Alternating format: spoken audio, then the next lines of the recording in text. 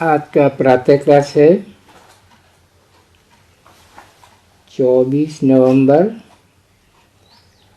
1966।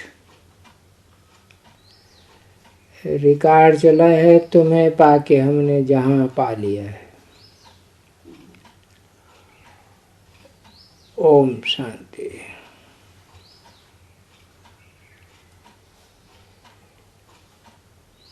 ये गीत कौन सुनते हैं? बच्चे सुनते हैं। वो बच्चे ही अर्थ को समझते हैं। प्रजा भी तो सुनती है। वो भी तो विश्व के मालिक बनती है ना। जैसे भारतवासी कहते हैं कि हमारा भारत, वैसे वहां भी यथा राजा रानी तथा प्रजा होती है।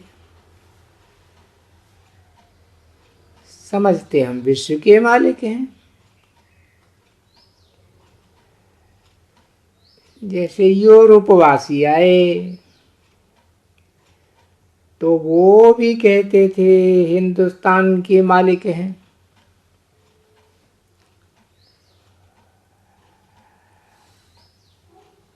अब हिंदुस्तानी कोई ऐसे नहीं कहेंगे कि हम हिंदुस्तान के मालिक हैं।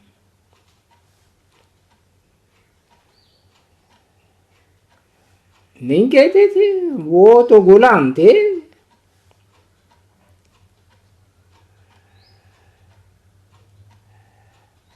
राजाई तो उनकी थी ना। क्रिश्चियन लोग कहते थे भारत हमारा है। भारत पर हमारा राज्य है।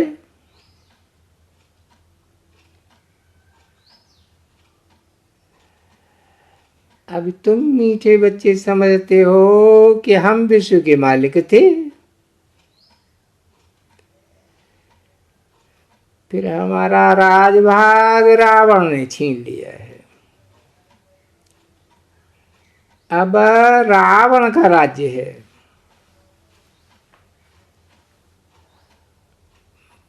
परंतु ये पराया राज्य है। गाया भी जाता है दूर देश का रहने वाला आया देश पर आए।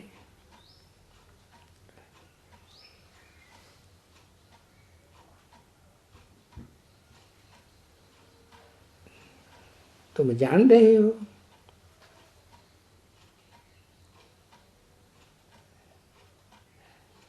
तुम कोई के लिए लड़ते नहीं हो,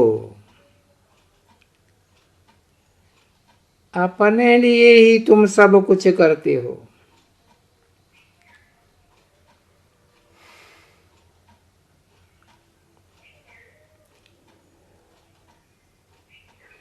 वो भी करते हैं अपने प्रेसिडेंट के लिए व प्राइम मिनिस्टर के लिए। अब बड़े आदमी तो वो बनते हैं।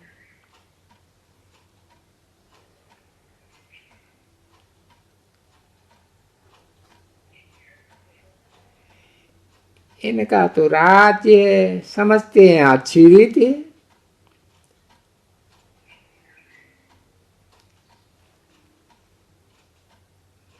फिर भी अभी कहते हैं ना हमारा भारत है। परंतु उन भारतवासियों को ये पता नहीं है कि ये कोई हमारा राज्य नहीं है। ये रावण राज्य है जिसमें हम रहे हुए हैं।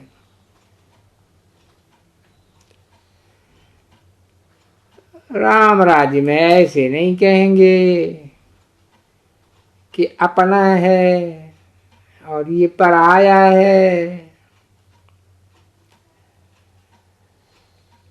अभी भारत पर रावण का पूरा राज्य है। राम का राज्य था वो देवताओं का राज्य था, अभी नहीं है।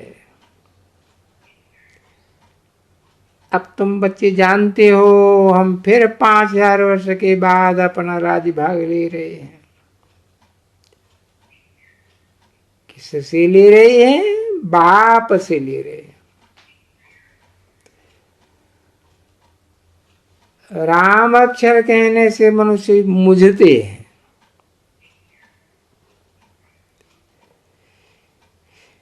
इसलिए ये कहना नहीं है। वेद के बाप से बाबा अक्षर बड़ा मीठा है। बाबा अक्षर वर्षा याद दिलाता है। एक बाप के सिवाय सबको भूल जाना है।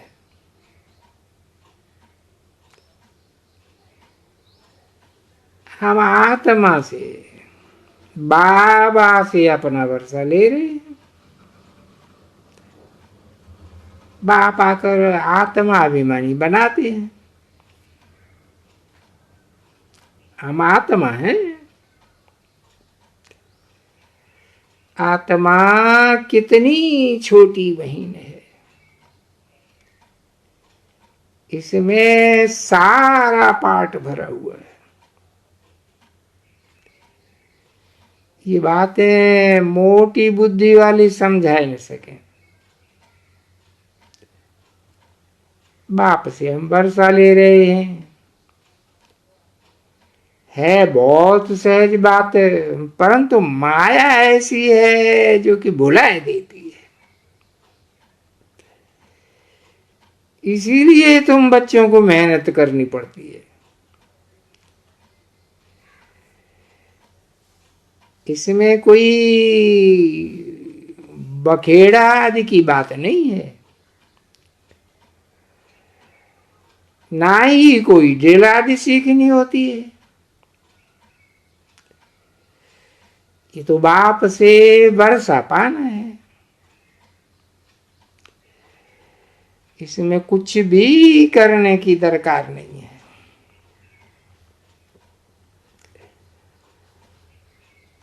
यहाँ कोई शास्त्र आदि भी लाने की दरकार नहीं है। सिर्फ बाप जो सुनाते हैं वो धारण करनी है। बाबा से हम अपना राज भाग ले रहे हैं। अभी जाना है अपने घर। जैसे नाटक के एक्टर्स पार्ट बजाए फिर कपड़े बदली करके अपने घर चले जाते हैं। अब तुमको तो नंगे जाना है। बुद्धि में ये हो कि अब ये नाटक पूरा होता है। हम हर 5000 वर्ष के बाद ये पार्ट बजाते हैं। आधा कल्प राज्य करते हैं, फिर आधा कल्प गुलाम बन जाते हैं। अभी प्रकृति के दास बन गए हैं ना। बच्चों को कोई जास्ती तकलीफ नहीं देते हैं। बुद्धि में सिर्फ ये याद रहना चाहिए, पुरुषार्थ करके जितना हो सके ये भूलना नहीं चाहिए। अभी नाटक पूरा होता है, बाकी थोड़ा समय है, हमको जाना है।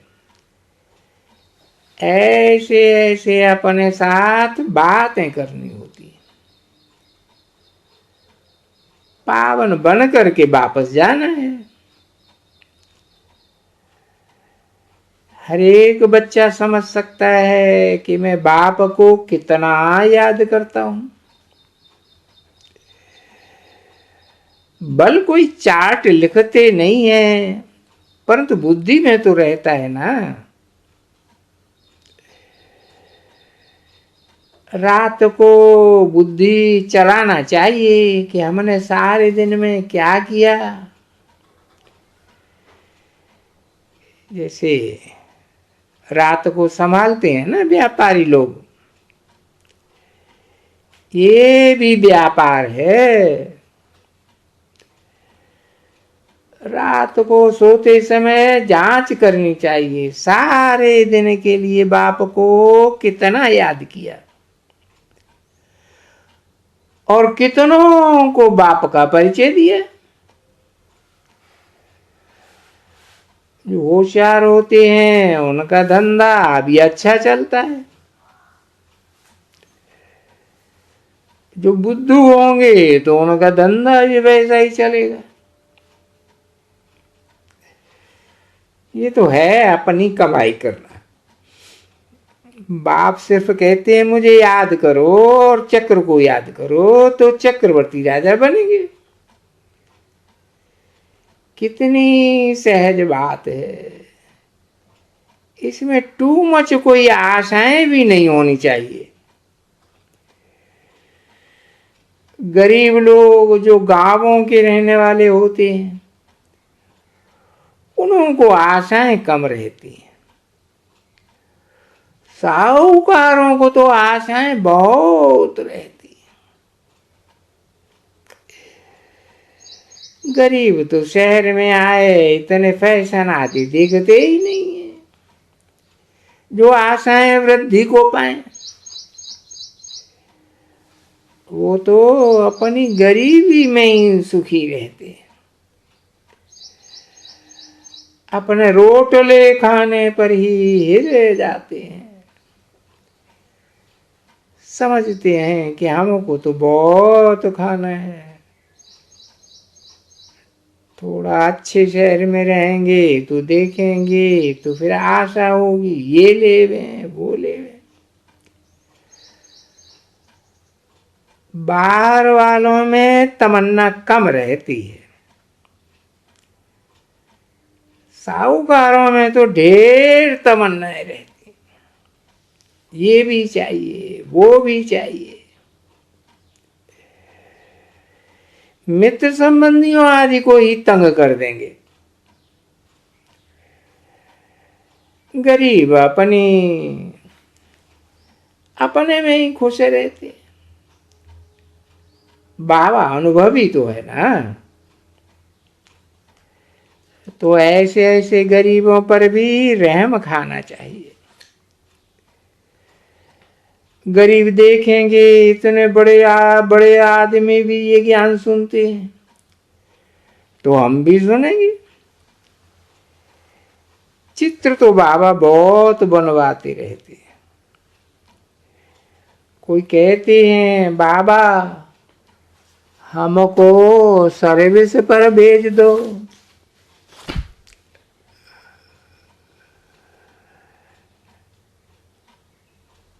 बेहद का बाप आकर के बेहद का वर्षा भारत को देते हैं। 24/11/1966 की प्रातः क्लास का दूसरा पेज। जन्म भी उनका यहीं गाया जाता है, बेहद के बाप का। वो इस ड्रामा में अनादिनुद है। जैसे बाप ऊंचते ऊंचे है वैसे ही भारत खंड भी ऊंचते ऊंचे है। अब बाप आकर सारी दुनिया की सदगति करते हैं तो सबसे बड़ा तीर्थ भारत हुआ ना।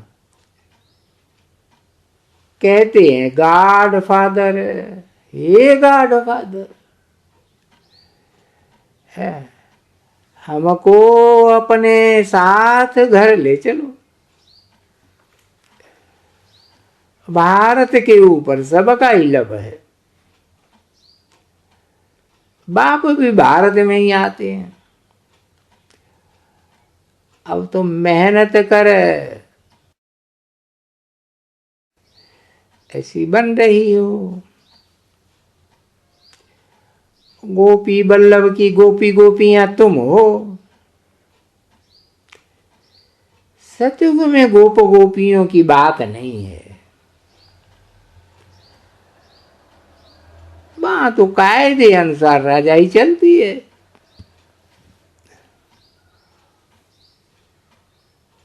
परंतु चरित्र कृष्ण के हैं नहीं, चरित्र सिर्फ एक बाप के। ये उनका चरित्र कितना बड़ा है, सारी पतित दुनिया को पावन बनाते हैं। कितनी चतुराई है। इस समय सब मनुष्य मात्र अजामिल जैसे हैं। सरकार समझती है ये साधु आज भ्रष्टाचारी से शिष्टाचारी बनावेंगे। बाप कहते हैं इन्हों का भी उद्धार मुझे करना है। जैसे तुम एक्टर्स हो, वैसे ही बाप भी एक्टर है। तुम 84 चक्र का चक्कर लगाते हो, वो बाप भी क्रिएटर है, डायरेक्टर और मुख्य एक्टर है, करण करावनहार है। क्या करते हैं? पतितों को पावन बनाते हैं। बाप कहते हैं तुम मुझे बुलाते हो आकर हमें पावन बनाओ, तो मैं भी इस पाठ में बांधा हुआ हूं। ऐसे कोई ना कह सके ये क्यों बना, कब बना। ये तो अनादि बना बनाया ड्रामा है। इनका आदि मध्य और अंत है, प्रलय तो होती नहीं है। आत्मा अविनाशी है, कभी विनाश नहीं हो सकती। इनको पार्ट भी अविनाशी मिला हुआ है। 550 करोड़ आत्माओं का ये पार्ट है। ये बेहद का ड्रामा है ना। नटसेल में बाप साहब बैठ करके समझाते हैं कि ये ड्रामा का पार्ट कैसे चलता है।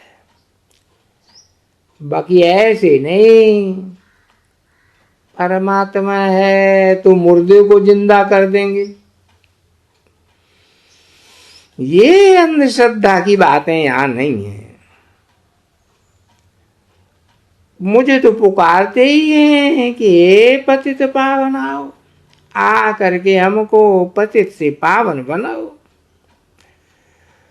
तो बरोबर आते हैं ना।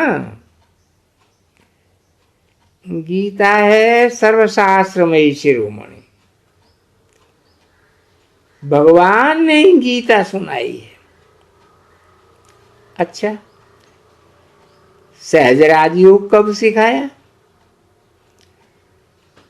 ये अब तुम जानते हो।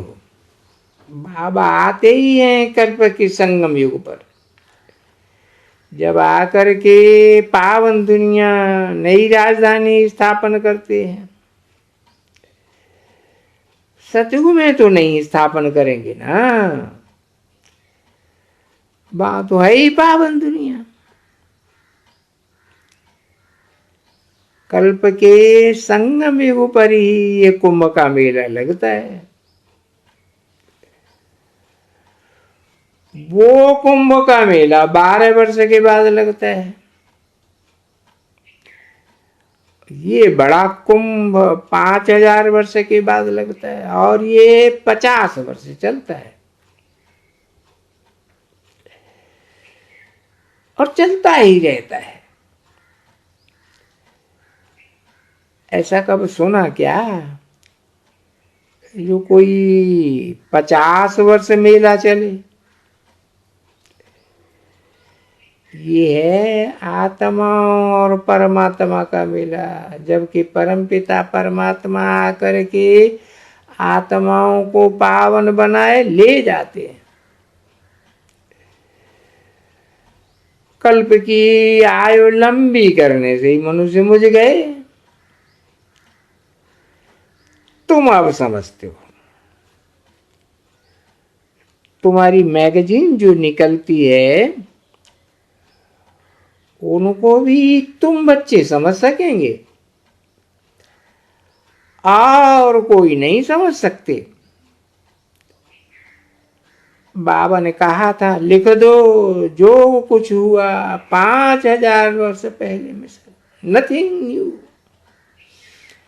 5000 वर्ष पहले हुआ था जो अब रिपीट होता है। किसको भी ये समझाना हो तो आकर के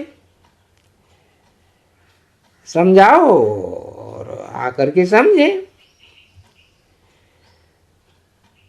ऐसी ऐसी युक्तियां रचनी चाहिए जो आकर के समझें।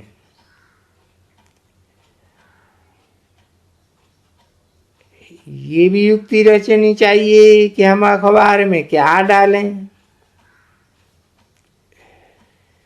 ये भी तुम लिख सकते हो। ये महाभारत लड़ाई कैसे पावन दुनिया का गेट खोलती है, ये बात आकर के समझो। कल पहले मसल इस महाभारत लड़ाई से सतयुग की स्थापना कैसे होती है आकर के समझ लो। ऐसे ऐसे समझाना चाहिए। 10 वर्ष में देवी देवताओं की राजधानी स्थापन हो जाएगी।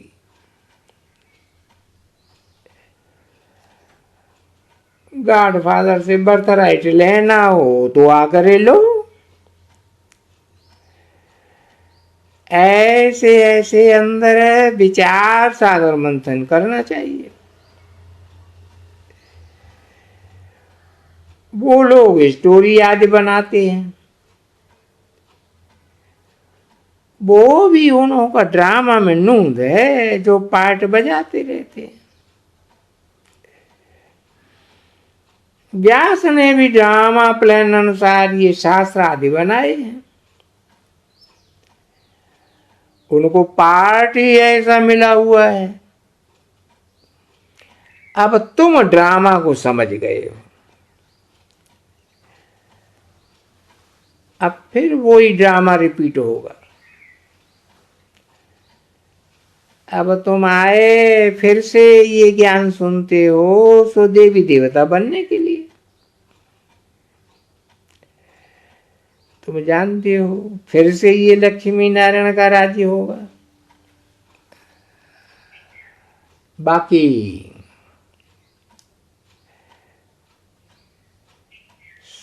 सब धर्म वाले खलास हो जाएंगे। और ये बात सिर्फ तुम ही जानते हो।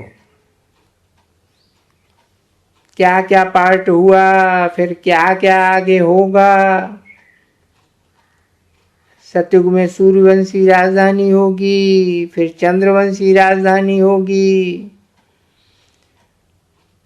उस समय और कोई की राजधानी थी ही नहीं। सूर्यवंशी थे तो चंद्रवंशी नहीं थे। फिर चंद्रवंशियों के बाद इस्लाम धर्म हुआ। बौद्ध ही नहीं थे। ये सब बाद में वृद्धि होती जाती है। ये बातें तुम बच्चों के सिवाय किसी की बुद्धि में नहीं है। पैराडाइज लक्ष्मी नारायण की राजधानी कोई कहा जाता है, राम राज्य को भी नहीं। सतयुग में 16 कला संपूर्ण, फिर कला कम होती जाती है।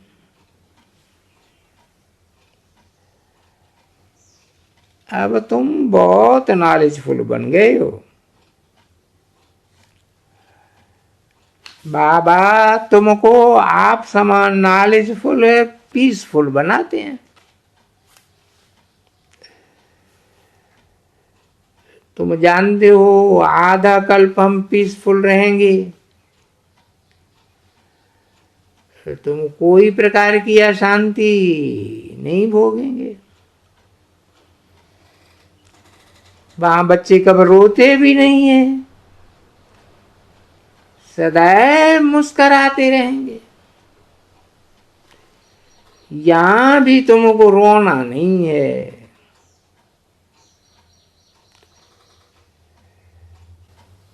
24/11/1966 की प्रातः क्लास का तीसरा पेज।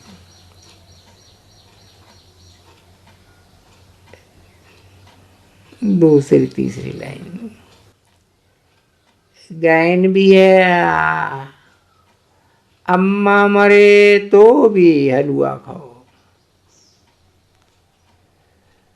नहीं तो जिन रोया तिन खोया।